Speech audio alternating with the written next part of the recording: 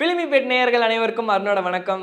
என்னதான் வந்து சினிமாவில் 1008 யூனிவர்ஸ் எம்சியூ டிசியூ இப்படின்னு சொல்லிட்டு எக்கச்சக்கமான ஏன் நம்ம தமிழில் எல்சியூ லோக்கி சினிமேட்டிக் யூனிவர்ஸே இருந்தாலும் மான்ஸ்டர் யூனிவர்ஸுக்குன்னு ஒரு மிகப்பெரிய ஃபேன் பேஸ் இருக்கிறது எங்கேயாவது பார்த்தது உண்டா அப்படின்னு தான் கேட்கணும். ஏன்னா இருக்குது, நம்ம கிட்ட இருக்குது. என்னன்னு பார்த்தீங்கன்னா லெஜெண்டரி வார்னர் ப்ரோஸ் இவங்க ரெண்டு பேரும் சேர்ந்து கூட்டணிச்சு ஒரு மிகப்பெரிய மான்ஸ்டர் வெர்ஸை கொடுத்தது தான் காட்சில்லா, காங்கு அப்படி இப்படின்னு சொல்லிட்டு ஒரு எக்கச்சக்கமான ஒரு 4-5 லிஸ்ட் இருக்குதுங்க. ஸோ இதில் வந்து நம்ம என்ன பார்க்க போகிறோம் அப்படின்னா நம்ம காட்சில்லா, ஐ எம் காட்சில்லா ஃபேன், பட் இருந்தாலும் டீம் காட்சில்லா, டீம் காங்கு நான் ஒன்றும் ஹேட்டர்லாம் கிடையாது, டீம் காங்கு பிடிக்கும், பட் அதை விட காட்சில்லாவை பிடிக்கும். பட் இருந்தாலும் இந்த தலைவன் காட்சில்லா அப்படி என்ன பண்ணியிருக்கிறாரு கேட்டிங்கன்னா நிறைய பண்ணியிருக்காருங்க. அவர்கிட்ட ஸ்பெஷலும் நிறைய இருக்குது. பட் இந்த ஆரிஜின் எங்கே இருந்துப்பா வந்துச்சு அப்படின்னு சொல்லி பார்த்தீங்கன்னா டோஹோ லிமிடெட் அப்படின்ற ஒரு டோக்கியோ கம்பெனி தான் வந்து இதுக்கு ஒரு அடித்தளமே போட்டிருக்காங்க. ஸோ இது வந்து டோக்கியோவில் இருக்குது. எவ்வளோ பேருக்கு தெரியுதில்ல, ஸோ மெமரைஸ் பண்ணிக்கங்க. டோக்கியோவில் இருக்கிற இந்த டோஹோ லிமிடெட் தான் வந்து முன்னாடி ஏர்லி 90s வந்து காட்சில்லா வந்து இந்த மாதிரி தான் இருக்கும், காங்கு இப்படி தான் இருக்கும் அப்படி இப்படின்னு சொல்லிட்டு எக்கச்சக்கமான ஒரு ஃபிலிம்லாம் எடுத்துருக்குறாங்க. ஸோ அதிலலாம் தொடர்ந்து வந்ததான் 1956 நினைக்கிறேன். ஸோ அதில் தான் வந்து கிட்டத்தட்ட காட்சில்லாவை வந்து நியூக்ளியர் பாம்பை வச்சு போட்டு தள்ளிடலாம் அப்படின்னு சொல்லிட்டு பிளான் பண்ணுவாங்க மோனார்ச்லேருந்து. பட் இருந்தாலும் அதுதான் நம்ம தலைவனுக்கு ரொம்ப ஜாலியாச்சே, ஏன்னா நம்ம தலைவன் நியூக்ளியர் பவரை அப்சர்வ் பண்ணிப்பானே அப்படின்னு சொல்லிட்டு அவங்களுக்கு தெரியாது. பட் இவங்களுக்கு நம்ம காட்சில்லாவுக்கு தெரியல, நீங்கள் என்ன தான் பண்ணல என்ன சாவடிக்க முடியாதா அப்படின்னு. ஸோ அந்த நியூக்ளியர் பவரை போட்டுருவாங்க. தலைவன் செத்தா மாதிரி நடிப்பாப்ல, ஆனால் ஓகே நான் வீழ்வேன் என்று நினைத்தாயோ அப்படின்ற மாதிரி மொட்டத்தனமான கம்பேக் கொடுப்பார். ஸோ அது ஏன்ப்பா நியூக்ளியர் அப்படின்னு கேட்டிங்கன்னா முக்கியமாக வந்து காமிக் ரீதியாகவும் ஏன்ஷியன் ரீதியாகவும் எப்படி அப்படின்னு சொல்லி பார்த்தீங்கன்னா காட்சில்லாவுக்கு வந்து நியூக்ளியர் அப்சர்வ் பண்ணுறதுக்கும் அண்ட் முக்கியமாக ரேடியேஷன்ஸ் அப்சர்வ் பண்ணுறதுக்குமே வந்து அது கெப்பாசிட்டி இருக்குது. ஸோ உலகத்தில் எந்த மூலைக்கு போனாலும், இன்ஃபேக்ட் சிட்டியில் இருந்தாலும் அதோட ரேடியேஷன் அப்சர்வ் பண்ண முடியும். கடலுக்குள்ளே டீப் இந்த சீ போனாலும் அதோட ரேடியேஷன்ஸையும் அதால் அப்சர்வ் பண்ண முடியும். ஸோ இப்பேற்பட்ட ஒரு கெப்பாசிட்டியை வச்சுக்கிட்டு அதுக்கே நியூக்ளியர் பாம்பு போட்டால் எப்படி சார் அப்படின்ற மாதிரி தான் இருக்குது. ஸோ அதுதான் வந்து இந்த தொடர்ச்சி 1998 வந்து அப்போ இருக்கிற காட்சில்லாவுக்கும் ரொம்ப நாள் கழிச்சு நம்ம கிராத் எட்வர்ட்ஸ் அவர் இயக்கிய 2014 காட்சில்லாவுக்குமே வந்து மிகப்பெரிய டிஃப்ரென்ஸ் இருக்குது. பேர்லையும் ஃபாண்ட்லையும் தவிர்த்துலாம் ஜோக் சொல்ல விரும்பலை. முக்கியமாக வந்து காட்சில்லாவோட ஸ்பைக் ரீதியாகவும் அதோட மசில்ஸ் ரீதியாகவும் பாடி ரீதியாகவுமே எக்கச்சக்கமான டிரான்ஸ்ஃபர்மேஷன் இருக்குது. முக்கியமாக சொல்ல போனோம்னா 1998 வந்து காட்சில்லா வந்து குட்டியாக இருந்தது. என்னப்பா மான்ஸ்டர்னு ஏதோ சின்ன பிள்ளையை கூட்டு வந்திருக்கிறீங்க அப்படின்ற மாதிரி தான் நிறைய பேர் வந்து 1998 வந்த படத்துக்கு நிறையா கமெண்ட்ஸ் சொல்லியிருந்தாங்க. தமிழில் நான் சொல்கிறேன், இங்கிலீஷில் அது எப்படின்னு சொல்ல. பட் இருந்தாலுமே வந்து 2014 இதெல்லாம் மாற்றணும் அப்படின்றதுக்காக லெஜெண்டரி அண்ட் வார்னர் ப்ரோஸ் இவங்க ரெண்டு பேரும் கூட்டணிச்சு கிராத் எட்வர்ட்ஸ் அவரோட இயக்கத்தில் வந்து காட்சில்லா மாசா இருக்கணும் அப்படின்ற ஒரு காரணத்துக்காக ஒரு மிகப்பெரிய சேஞ்ச் கொண்டு வந்தாங்க. என்னன்னா 350 அடியாக இருந்தது அப்படியே கொஞ்சம் கொஞ்சமாக மாற்றத்தை கொண்டு வந்து இப்போ 450 அடி ப்ளஸ் இருக்குதுங்க நம்ம காட்சில்லா தலைவர். ஸோ இதுக்கடுத்து என்ன சொல்ல போகிறேன் அப்படின்னா இந்த நியூக்ளியர் பவரை பற்றி என்ன மேட்டர் அப்படின்னா அந்த அட்டாமிக் பாம் போட்டாங்க இல்லையா நியூக்ளியர் வச்சு. ஸோ அதுக்கப்புறமே வந்து அதுலேயும் சேஞ்சஸ் கொண்டு வரணும். 1998 அது இல்லை, பட் ஆனால் 2014 கண்டிப்பாக இருக்கணும். இவ்வளோ பெரிய டைம் பேஸே ஒரு ரெகுலர் ஒரு இவ்வளோ பெரிய இன்டர்வல் இருக்கும்போது அதுக்கு நியூக்ளியர் பவர் எப்படி இல்லாமல் போகும்? மிகப்பெரிய லெவல் அப்சர்ப்ஷன் அதுக்கு இருக்க போகும்போது எப்படி இல்லாமல் போகும்? 2014 இதை வச்சே ஆகணும் அப்படின்றதுக்காகவும் காமிக்கோட சீன் எடுத்து இங்கே ஃபிக்ஸ் பண்ணிட்டு இருக்கிறாங்க. அண்ட் முக்கியமாக சொல்ல போனோம்னா எவல்யூஷன் ஆக ஆக முக்கியமாக வந்து 2019 கிங் ஆஃப் மான்ஸ்டர்ஸில் வந்து காட்சில்லா வந்து கிடோரா கிட்ட அடி வாங்கி ஆள் கடலுக்குள்ளே போய் ரெஸ்ட் எடுத்துக்கிட்டு இருக்கும். அது சம்திங் ஏதோ ஒரு கோயில் மாதிரி இருக்கும். அதை வந்து கிடோரா வந்து நான் அந்த நாட்டையே வந்து ஒரு உலுக்கிக்கிட்டு இருக்கும். ஸோ அப்போ வந்து இந்த தடவை நம்ம காட்சில்லா கூட கை கோர்த்தே ஆகணும் அப்படின்னு சொல்லிட்டு நம்ம ஹீரோ சயின்டிஸ்ட் சொல்லுவாப்ல. சரி ஓகே அப்படின்னு சொல்லிட்டு இவரும் அந்த பேச்சை கேட்டு ஆழ்கடலுக்குள்ளே போய் குட் டு சி யூ அப்படின்னு சொல்லிட்டு மை ஓல்ட் ஃப்ரெண்ட் சம்திங் அந்த மாதிரி டைலாக் சொல்லியிருப்பாரு. ஸோ அந்த டைலாக் முடிஞ்சதுக்கப்புறம் அவர் ஒரு பாம் செட் பண்ணியிருப்பாரு. அது என்ன பாம் அப்படின்னா அது ஒரு நியூக்ளியர் தான். ஸோ அந்த நியூக்ளியரை வச்சு எக்ஸ்ட்ரா ஒரு எனர்ஜி கொடுத்தா காட்சில்லா வந்து எந்திரிச்சிடாதா அப்படின்ற ஒரு எண்ணம். ஸோ அதை தொடர்ந்து வந்து பார்த்தீங்கன்னா மோத்ராவோட ரியாக்ஷனும் அதே மாதிரி காட்சில்லாவோட ரியாக்ஷனும் ஒன்றுங்க. இன்ஃபேக்ட் வந்து கிடோரா கூட மோது போகும்போது last scene epic battle Ghidorah கூட மோதும் போது வந்து காட்சில்லாவோட அந்த ரேடியேஷன் வந்து ரெட் கலரில் இருக்கும். ஏன்னா அதான் வந்து காட்சில்லாவோட அதிகபட்சம் உச்சக்கட்ட ரேடியேஷனோட வைப்ஸ் அதெல்லாமே வைப்ஸ் ஆல்மோஸ்ட். ஸோ இந்த மாதிரி இருக்கு போகும்போது அது எக்ஸ்ப்ளோர் ஆகும்போது நீங்கள் கரெக்டாக பார்த்தீங்கன்னா தெரிஞ்சிருக்கும் அது நம்ம மோத்ராவோட பட்டர்ஃப்ளை அந்த ரெக்கை மாதிரியே வருங்க அந்த கிடோரா வலிக்கு போகும்போது. அண்ட் கடைசியாக வந்து தான் தெரியுமே தலைவன் கடிச்சு சென்டர் தலையை மட்டும் தூக்கிடுவான்னு. அண்ட் இப்போ ரீசெண்டாக வந்த காங் வர்சஸ் காட்சில்லாவாக இருக்கட்டுமே அதுலேயுமே வந்து தலைவனோட அந்த ரேடியேஷன் அந்த நியூக்ளியர் ரேடியேஷன் அந்த எஃபெக்டோட ஹாலோ எர்த்துங்க, மிடில் ஆஃப் த எர்த்து வரைக்கும் தலைவன் இங்கேருந்து ஓட்டையை போட்டிருக்கிறான். அப்போ அதுவே தெரியலையா எவ்வளோ பவர்ஃபுல்னு. ஆனால் இதுக்கடுத்து இந்த சீமோன்ற ஒரு இதை வேற கொண்டு வர போகிறாங்க. பட் அதுக்கும் இதுக்கும் மிகப்பெரிய கனெக்ஷன் இருக்கும் அப்படின்ற மாதிரி சொல்கிறாங்க. பட் காட்ஸிலா வந்து யாரையுமே புண்படுத்தாது. பட் இதுக்கப்புறம் வரப்போகிற அந்த காட்ஸிலா மூவி இருக்கு இல்லையா, ஸோ த நியூ எம்பையர், அதுலேயுமே வந்து பிங்கிஷ் அண்ட் ரெட்டிஷாக வந்து காட்டியிருக்கிறாங்க. ஸோ அதுதான் வந்து மிகப்பெரிய குழப்பமாக இருக்குது. ஸோ எந்த வகையில் போக போகுது அப்படின்றது தெரியல. ஸோ நியூக்ளியர் வைஸாகவும் காட்ஸிலாவோட பாடி வைஸாகவும் ஒரு மிகப்பெரிய ஒரு பில்டப்பாக கொடுத்துட்டாங்க நம்ம லெஜெண்டரி ப்ரோஸ். யார் பார்த்தீங்கன்னா லெஜெண்டரி அண்ட் வார்னர் ப்ரோஸ் தான் சொல்கிறேன். ஸோ இதுக்கடுத்து வந்து காட்ஸிலாவோட இண்டிவிஜுவல் என்ன, காட்ஸிலாவுக்கு வந்து ரேடியேஷனை அப்சர்வ் பண்ணுறதுக்கு அதெல்லாம் அந்த பாயிண்ட்லாம் சொல்லியாச்சு. பட் அதை தவிர்த்து வந்து பார்த்தீங்கன்னா காட்ஸிலாவுக்கு ஒரு சில இடத்துல வந்து மூளை காங்கோட பயங்கரமாக வேலை செய்யும். இந்த விஷயத்தில் நிறைய பேருக்கு காட்ஸிலாவை பிடிக்கும்.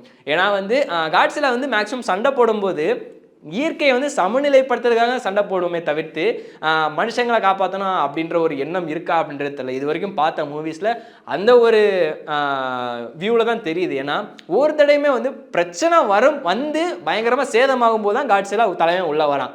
அது வரைக்கும் வரமாட்டான். ஹீரோஸ்னால் அப்படி தானே இருப்பாங்க அப்படின்னு நீங்கள் சொல்கிறது எனக்கு புரியுது. பட் இருந்தாலுமே வந்து நேச்சருக்கு ஏதாவது ஒன்று ஆச்சு அப்படின்னா தலைவன் உள்ளே இருப்பான். திரும்பவும் வந்து நான் திரும்பவும் அடிப்பேன் அப்படின்ற மாதிரி ஒவ்வொரு டைமும் இப்படி ஏதாவது வரும்போது கரெக்டாக விழுந்துடான்.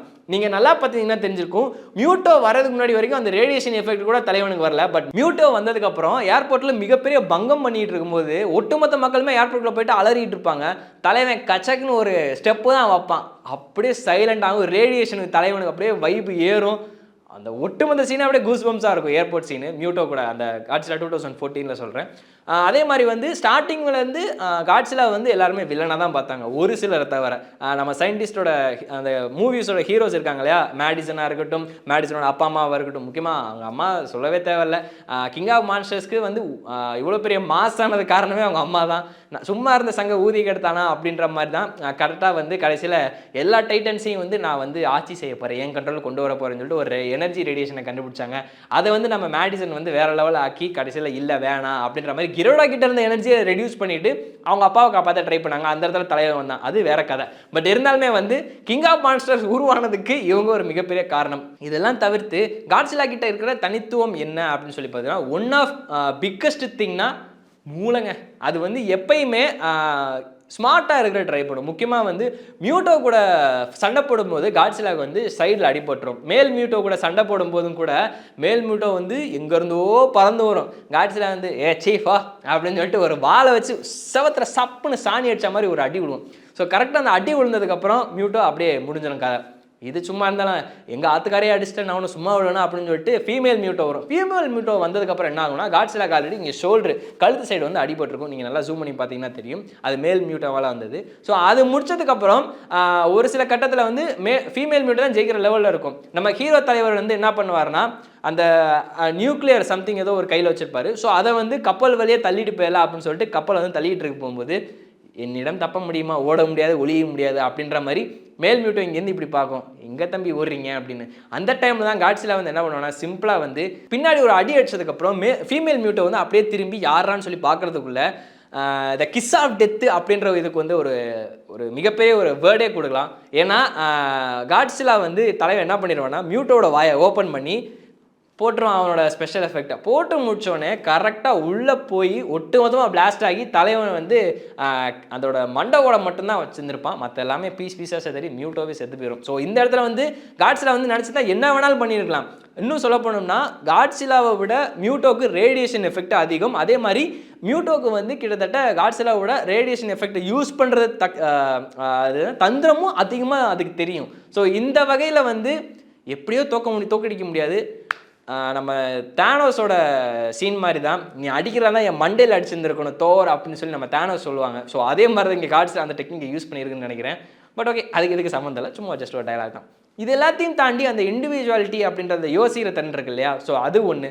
இதுக்கடுத்து வந்து காட்ஸிலா வந்து மேக்ஸிமம் வந்து ஹியூமன்ஸை பெருசாக வந்து அஃபெக்டே பண்ணாது. அது ஸ்டார்டிங்லேயே சொல்லிட்டேன். அது ஏன் அப்படின்னா, ஒவ்வொரு டைமுமே வந்து மனுஷங்க தான் வந்து காட்ஸிலாவை போய் சம்திங் ஏதோ பண்ணிகிட்டு இருக்கிறாங்க. இன்ஃபேக்ட் வந்து ஏதோ ஒரு 2014 இல்லை 2019 தெரில. ஸோ அந்த இடத்துல வந்து அட்டாமிக் பாம் போட்டு முடிச்சதுக்கப்புறம் காட்ஸிலா வந்து போயிடுச்சு அப்படின்னு சொல்லி நினச்சிட்டு இருப்பாங்க. அந்த இடத்துல வந்து வேல்ஸ் அந்த மீன் எல்லாமே இருக்கு இல்லையா, ஸோ அதெல்லாம் வந்து செத்து போய் கிடக்குறோம். ஸோ அந்த டைமில் வந்து நியூஸ் ஒன்று சொல்லிட்டு இருப்பாங்க. அது சம்மந்தம் இல்லாமல் சொன்னாங்க தான், இருந்தாலும் நம்ப முடியல. அதில் என்ன சொல்ல வந்தாங்கன்னா, காட்ஸிலா இருக்கிறதுனால தான் வந்து மீன்லாம் இப்படி செத்து கிடக்குது அப்படின்னு சொல்லி இருந்திருப்பாங்க. பட் ஆனால் அதான் கதை இல்லை.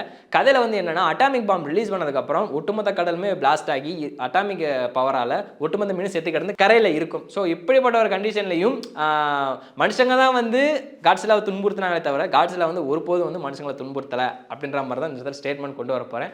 அண்ட் இதுக்கடுத்து வந்து பார்த்தீங்கன்னா முக்கியமாக அந்த கூஸ்பம் சீன் இருக்கிறியா, டாடா ஒவ்வொரு சீனுமே சும்மா அப்படி தத்ரூபமாக பொறிச்சு வச்சிருக்கான்.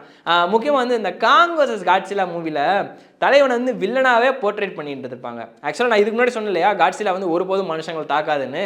அண்ட் முக்கியமாக வந்து அதை சீன்றா மாதிரி ஏதாவது ஒருத்தர் ஒரு விஷயம் பண்ணாலும் அது சும்மா விடாதுங்க கண்டிப்பாக. காட்ஸிலா வர்சஸ் காங்லே வந்து ஆரம்பத்தில் ஏபிக்ஸ் வந்து காட்ஸிலா அழிக்கிறதுக்கு ஏதோ பிளான் பண்ணுறாங்க அப்படின்ற ஒரு ரேடியேஷன் அதுக்கு ஒரு தெரிஞ்சதுனால தான் கரையில் இருந்த காட்ஸிலா வந்து தரைக்கு வந்திருக்குது. ஸோ தரைக்கு வந்ததுக்கப்புறம் தான் ஏபிக்ஸாக கண்ணாப்பின்னா அட்டாக் பண்ணியிருக்குது. அதுக்கடுத்து தான் வந்து நம்ம பெர்னி அவர் இருக்கா இல்லையா, ஸோ அவர் வந்து இதை எப்படியாவது கண்டுபிடிக்கணும் அப்படின்னு சொல்லிட்டு கண்டுபிடிச்சு மேடிசனோட கண்டுபிடிப்பார். பட் அதுக்கப்புறம் தான் மேட்ரு தெரியுது, மெக் காட்ஸிலா அப்படின்ற ஒரு மிகப்பெரிய விஷயத்த செரிசிவா அவரோட பையன் வந்து உருவாக்கி காட்ஸிலா அழிக்கிறது பிளான் போடுவார் அப்படின்னு. இதோட இப்போ ஒரு சின்ன சீக்வன்ஸ் எங்கே சொல்லுவாங்க அப்படின்னா, 2019 இருக்குது இல்லையா, கிங் ஆஃப் மான்ஸ்டர்ஸ் முடிஞ்சதுக்கப்புறம் எண்டு கிரெடிட்ஸில் போடுவாங்க. இந்த இடத்துல வந்து கிடோராவோட தலையை இவங்க ஏன் வாங்கினாங்க அப்படின்னு சொல்லிட்டு இதுக்கப்புறம் தான் லீடு வரும். ஸோ இந்த இடத்துல வந்து என்ன சொல்ல வரேன்னா, கடைசி வரைக்கும் காட்ஸிலா வந்து மனுஷங்களை அட்டாக் பண்ணல, மனுஷங்க தான் வந்து காட்ஸிலாவை அட்டாக் பண்ணிட்டு இருக்கிறாங்க. ஓகே, ஆயிரம் தான் வந்து இவ்வளோ இருந்தாலும் எவால்யூஷன்லாம் இருந்தாலும் தலைவனுக்கு இருக்கிற ஃபேன் பேஸு எப்போயுமே தனித்துவம் தான். ஒவ்வொரு படத்துலையுமே சரி, ஒவ்வொரு சீனுமே புல்லரிக்கும் அப்படின்னு தான் சொல்லுவோம். கிங் ஆஃப் மான்ஸ்டர்ஸில் முக்கியமாக வந்து மோத்ராவுக்கும் காட்ஸிலாவுக்கும் ஒரு ஒற்றுமை இருக்குது, ரேடியேஷன் வைப்பு. அப்பார்ட் ஃப்ரம் தட் என்னன்னா, ரெண்டு பேருமே வந்து மனுஷங்களை நேசிக்கிறவங்க. மோத்ரா வந்து மேடிசனும் அவங்க எம்மா அவங்க இருக்காங்க இல்லையா, ஸோ அவங்க ரெண்டு பேருமே வந்து மோத்ராவை இது பண்ணிட்டு இருப்பாங்க. பட் அந்த இடத்துல வந்து மேடிசன் இப்படி வந்து கையை இது பண்ணிக்கிட்டு இருப்பாங்க. அந்த இடத்துல வந்து அந்த மோத்ராவா வந்து எல்லாமே அன்பை பரிமாறிக்கிட்டு இருக்கும். ஸோ இந்த இடத்துல வந்து காட்ஸிலாவுக்கும் மோத்ராவுக்கும் இப்படி ஒரு கனெக்ஷன் இருக்க போய் தான் மோத்ராவோட எனர்ஜி வந்து காட்ஸிலாக்கே வந்து மிகப்பெரிய ஒரு, அதாவது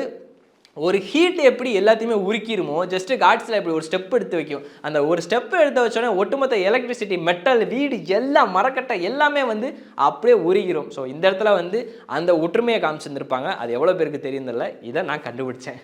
ஏதோ கண்டுபிடிக்கலாம், இதெல்லாம் கண்டுபிடிக்கிறியா அப்படின்னா இதுவும் ஜஸ்ட் ஒன் ஆஃப் த ஒரு மேட்டர் தான். ஸோ இதுக்கு அடுத்து முக்கியமாக சொல்ல வேண்டியது என்னென்னா, அடுத்து வரப்போகிறதுல யார் கிட்டத்தட்ட ஹீரோவாக போகிறா. ஏன்னா இப்போ ரீசெண்டாக வந்து ட்ரெய்லர் படி எப்படின்னு சொல்லி பார்த்தீங்கன்னா, காங்கும் காட்ஸிலாவுமே வந்து ஒன்றா ஓடிட்டு வராங்க. முக்கியமாக காட்ஸிலாவை 6 பேக் வச்சுலாம் காமிக்க ஆரம்பிச்சிட்டாங்க, அது வேறு விஷயம். பட் அந்த இடத்துல வந்து ஸ்கார் அப்படின்ற ஒரு மிகப்பெரிய ஒரு காங்கு வந்து ஆட்சி செஞ்சுக்கிட்டு இருக்குது. ஸோ அந்த இடத்துல வந்து காட்ஸிலாவுக்கு என்ன வேலை, காங்குக்காக ஹெல்ப் பண்ண வருதா இல்லை வந்து காங்க வந்து போட்டு தள்ளுறதுக்காக வருதா அப்படின்றதான் கேள்விக்குறி. பட் அந்த இடத்துல வந்து ஷீமு அப்படின்ற ஒரு டைட்டன் வேறு இருக்கிறதா சொல்லியிருக்கிறாங்க. பட் எந்த அளவுக்கு இது மிகப்பெரிய ஒரு ஹிட்டாக போகுது அப்படின்றது தெரியல. பட் எதுவாக இருந்தாலும் டீம் காட்ஸிலா எப்பயுமே ஒரே நோக்கம் தான், மனுஷங்களை துன்புறுத்தக்கூடாது, இயற்கை சமநிலை தான் முக்கியம் அப்படின்ற ஒரு கருத்தை மட்டும் தான் காட்ஸிலாவுக்கு வச்சுருந்துருப்பாங்க. ஸோ இதுதான் வந்து காட்ஸிலாவோட தனித்துவம். ஒவ்வொரு மூவிஸ்லேயும் வந்து டிஃப்ரெண்ட்டாக காட்ஸிலாவை காமிக்கிறதும், ஒவ்வொரு மூவிஸ்லேயும் வந்து ஒரு மாஸ் அண்ட் கிளாஸாக லிட்டில் பிட் தான் ரேடியேஷன், அந்த எனர்ஜி, நியூக்ளியரோட ரேடியேஷன், அந்த வைப்பு மட்டும் வந்தாலே போதும், அப்படின்னு வந்தாலே போதும், கிட்டத்தட்ட ஒரு மிகப்பெரிய கூஸ் பம்ப்ஸு அந்த இடத்துல கேரண்டியாக இருங்க. ஓகே, அப்பார்ட் ஃப்ரம் தட் இந்த அடுத்த மார்ச்சில் வரப்போகிற Kong x Godzilla, so the new எம்பையரோட மூவியை பார்ப்போம். அது எந்த லெவலுக்கு ஹிட் ஆக போகுதுன்னு தெரியல, பார்த்துக்கிட்டு இருக்கலாம். ஸோ இன்றைக்கி ஏதோ நமக்கு தெரிஞ்சதெல்லாம் வந்து நம்ம மக்களுக்கு சொல்லியாச்சு. இதுக்கடுத்து சில இன்ட்ரெஸ்டிங்கான நியூஸ் எல்லாம் வந்து ஃபில்மி பீட்டில் நான் கொடுக்குறேன். அது வரையும் காத்திருங்கள். By from Arun.